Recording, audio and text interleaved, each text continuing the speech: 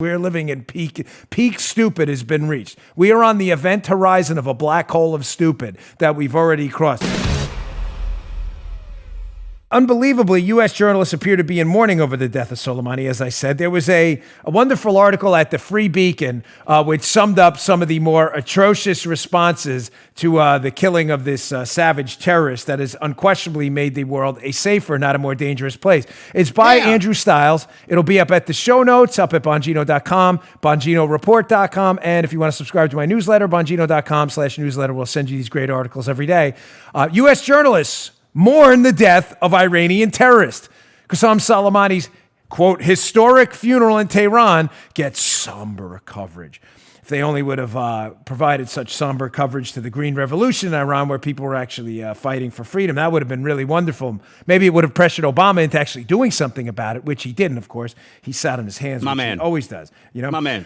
Yeah. So the first clip from the Free Beacon piece, which describes the New York Times, Michael Barbaro, quote of the New York Times, highlighted the amazing images and audio from the NPR team at the funeral of Soleimani.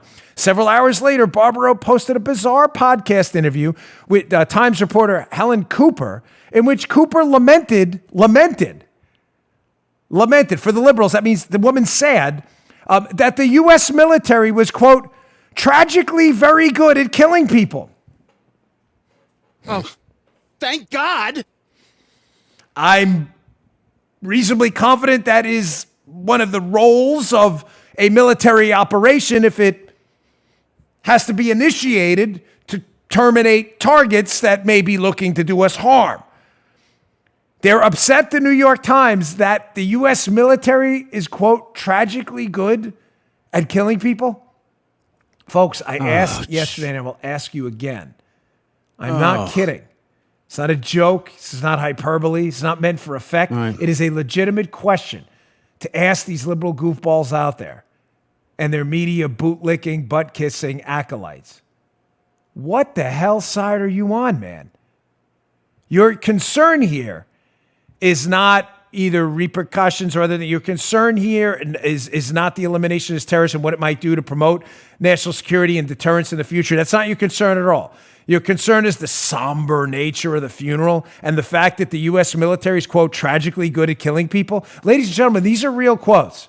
This actually happened. It doesn't end there. Yeah. I've got more. In the interest of time, here is Good Morning America, who sent Martha Raddatz over there to the funeral in Iran of this terrorist in the street.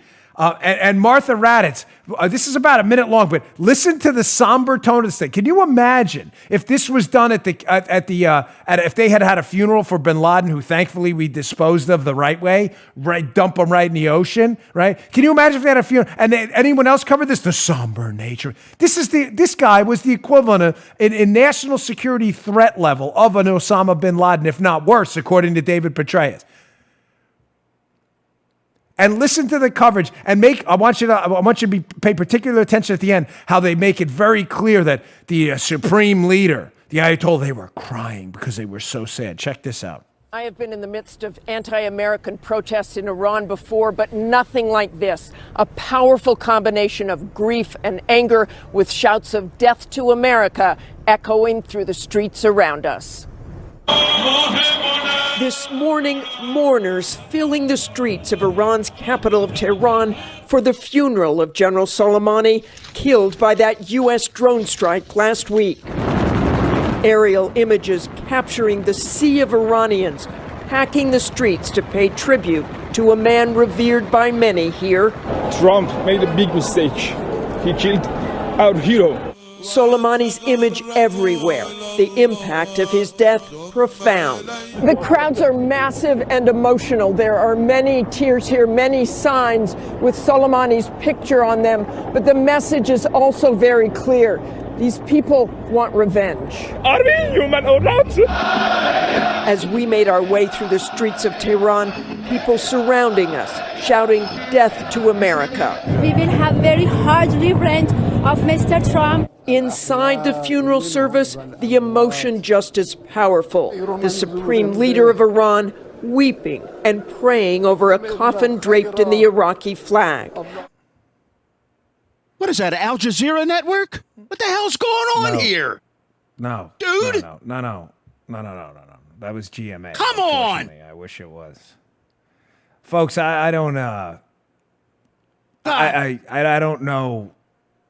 I don't know anymore what side, these people are on. Let me just parse out a couple of points from that clip there.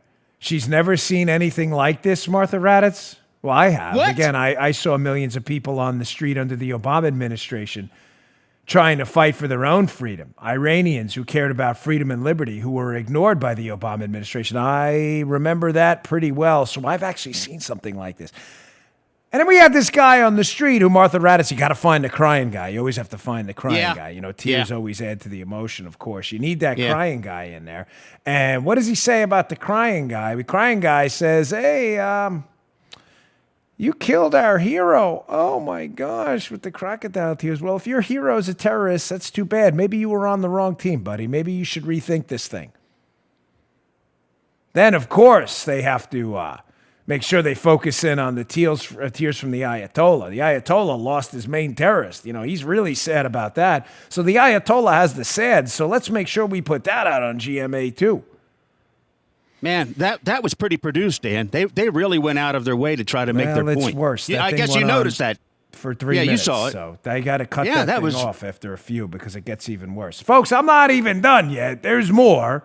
Again, the media in mourning that Soleimani's been lost. This is really, and so we're living in peak stupid has been reached. We are on the event horizon of a black hole of stupid that we've already crossed. Folks, this is real.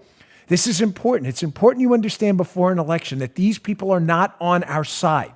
They are not on the side of truth. They are not on the side of America. They are on the side of anything that makes this president look bad, even if celebrating the death of one of the world's most dangerous people, if they have to do it and highlight positive takeaways from it, they will do just that.